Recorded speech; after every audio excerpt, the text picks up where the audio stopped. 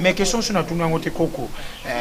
En tout cas, papa Nangaye Ado Panzu a recépé tout le monde de Francis Panzu, Bissaz na Kenya a recépé la tête. Est-ce que vous avez une différence entre un Égyptien ou un Tunisien, un Européen, un Moutoumouen? Bon. Isabou. Banois, na morphologie na bango. Na caractère na bango. Bazara cheveux crépus. Moni, cheveux crépus, baza peau noire. Pour mélanine na bango, eza élevé. Pourquoi baza biso mélanine élevée? Parce que tu allez exposer na rayon soleil. Tu allez ba race soleil. Race na biso eza race à moto. Vous avez ne mélanine na biso ezalaka élevé pour protéger biso contre ba rayon soleil ultraviolet. Siko ba égyptien. Oyo bato mususu bazaka nango te. Pour TV zatango ba égyptien. Siko ba égyptien wana ba tunisien baza ba meti. Bazali bana ba descendant ya Ismaël. Ozomona ba ya ko fanda na Égypte tant o guerre ekoti kuna na Arabie Saoudite. Guerre ya Mohamed, guerre ya religion. Vous comprenez?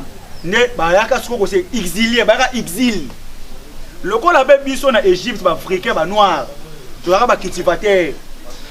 Égypte c'est comme sikoyo na manque de fertilité.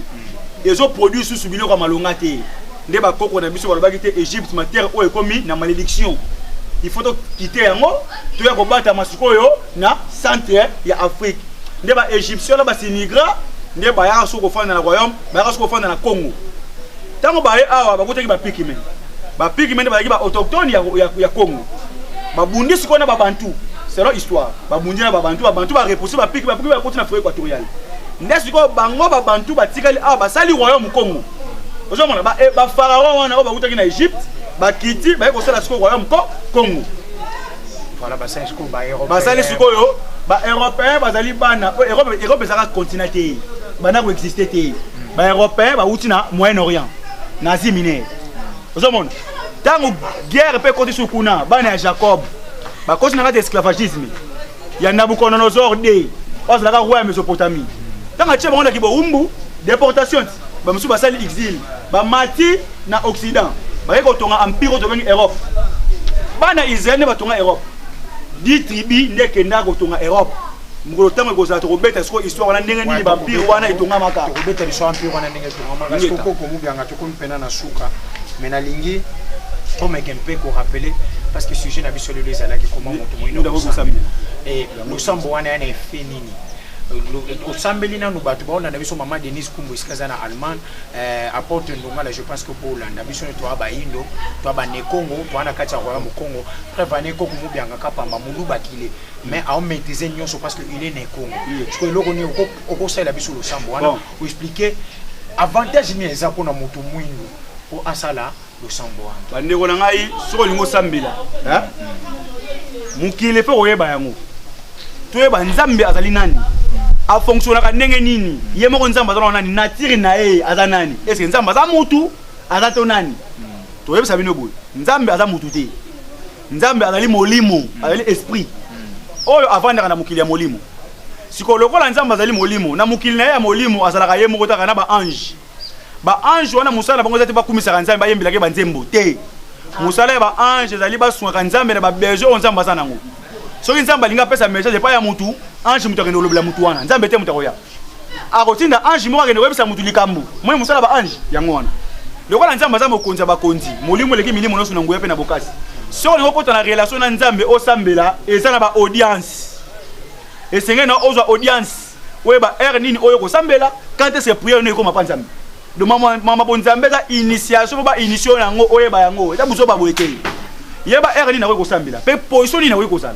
kwa nini na ko sala pe langue nini ko sala pe langue nini oyo ko loba na 4 points cardinaux oyo e englober globe biso ba indo tozana ko occuper point moko point na biso auto occupera comme nango est esika moye bimaka la levée du soleil baj po jaune bazali ko occuper point cardinaux moko comme nango ouest esika moye kenda kokota ba po rouge bazaba métis bazaba mélange ya race toujours race principale na bango eza ba arabe po bango ne baza influent ba arabe bazali ko occuper nord esika meke ezalaka tozwi point cardinaux mosusu oyo tobengi sud ezalaka occupé na bamindele bakipaka sud mpe chaque peuple azali na jour sacré na ye oyo asambelaka tobaye na bamindele basambelaka samedi jour sacré na bango ndenge bajuif bazalaka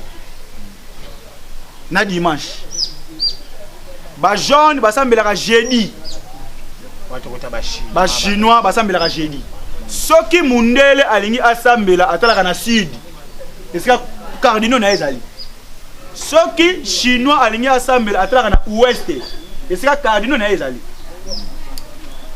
ba arabe basambelaka vendredi soki balingi basambela batalaka na nord esika cardinaux na bango ezali mutu mwindu aza na calendrier te mutu mwindu aza na ndenge basambelaka te mutu mwindu aza perdi na kati ya nati nzambe azali koreconnaître ye te aza kokufa esengeli mutu mwindu azonga na cardinaux na ye point cardinaux ya mutu mwindu ezali este esika moyo ebima soki mutu mwindu alingi asambela esengeli atala na este mpe okosambela boye soki olingi osambela okosambela boye tata mokeli yo ozali molimo oleki milimo nyonso na nguya mpe na bokasi yo omizalisa ozali mpo kozalaka bongo libela na libela libanda na yo eloko eza te yo sala oyo emonanaka na oyo emonanaka te ngai mwana na yo tya kombo na yo ya mboka ngai mwana na yo ndakisa ngai na mosala bapesi ngai kobundela bayindo ngai mwana na yo mubanga kapiamba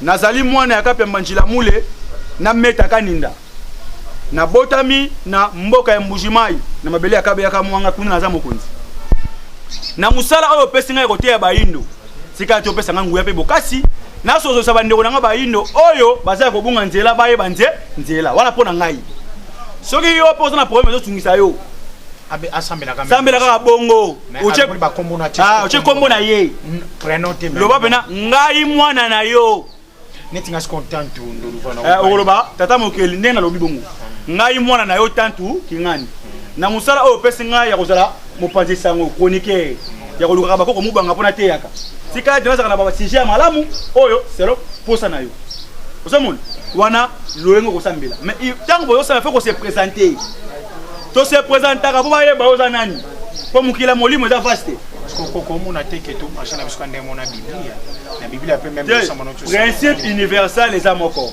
mais ali orienté différemment olandela ba endroit oyo bato baza installé par rapport au la langue par rapport à la langue ba pesa bino pe par rapport à race na bino.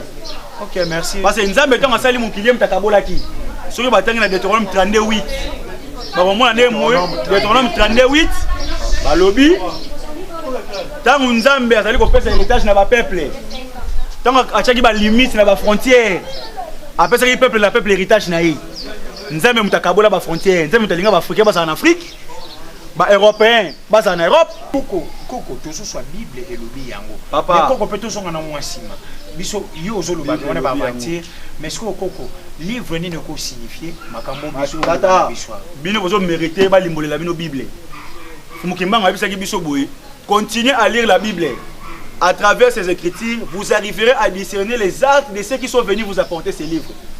Car il faut qu'un voleur soit saisi avec l'objet qu'il a volé. C'est vrai ça. La Bible est mal interprétée au noir, va interpréter comme un bébé pour ça venir par noir, voilà ça nous pongi.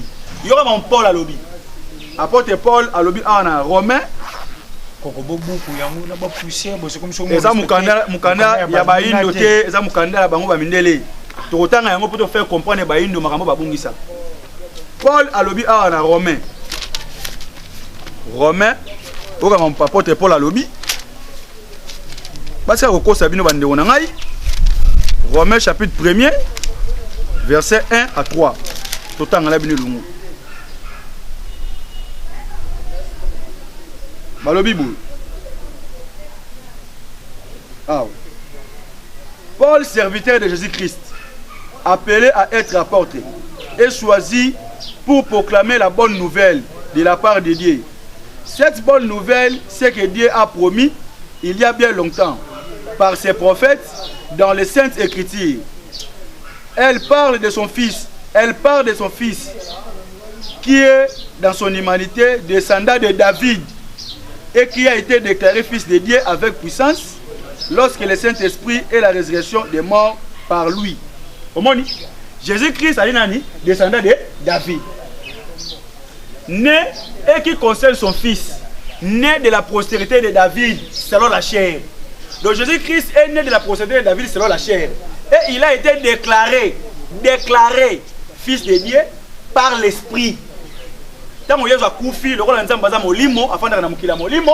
Tant que Jésus a koufi, a kena mukila molimo dans le monde spirituel. Le rôle a commencé à mission Nzamba pèse à koufa pour la bande de Israélites. Nzamba a déclaré moi nanaye spirituellement, pas physiquement. Physiquement, il est le fils de son père, de Marie et de Joseph. Spirituellement, il est le fils de Dieu. Comme tout le monde, comme yo, comme nga, comme Batinos, voilà, Nabiso, Bazaba, Nzambe, Namolimo. Nabiso, na WW. Batinos, Bazaba, Nabiso, Namolimo, Biso, Zaba, Nzambe, mais Namusu, Bane, Papa, Nabiso, Maman, Nabiso. Parce que Bamo, Baloba, Babota, Ramona, Babota, Ramolimo, Babota, Ramona, Babota, Ramoté, Maté. Vous savez, donc, Molimo, il y a Moutou, et ça là déjà, avant Babota, Yango. Donc, papa, la maman, Basala, Kande, Nzoto, ya Mwana, kasi Molimo, à Mwana, Bangoto, Basala, Yango. Est-ce que nous sommes où tu expliques Biso Ezaka uniquement pour un peuple noir, tout le monde s'en ressemble. Eza uniquement pour un peuple noir. Parce que Nzambe, dans la langue na bango. Langue est alliance et communication entre Batuna et Nzambe. Si vous allez noir, vous allez ressemble à un français, vous allez prier à Bayo Kamote. C'est vrai. Papa est bien moins aux alliés noirs, aux alliés ressemblent à anglais, prier à Bayo Kamote. Parce que vous avez un Dieu de langue, le rôle imbécile. Nzamba za zoba, pour yo mutumu, d'après ça, ko linga la chiluba qui commande le Swahili, au tiki ba langue, non, ressemble à la langue papa.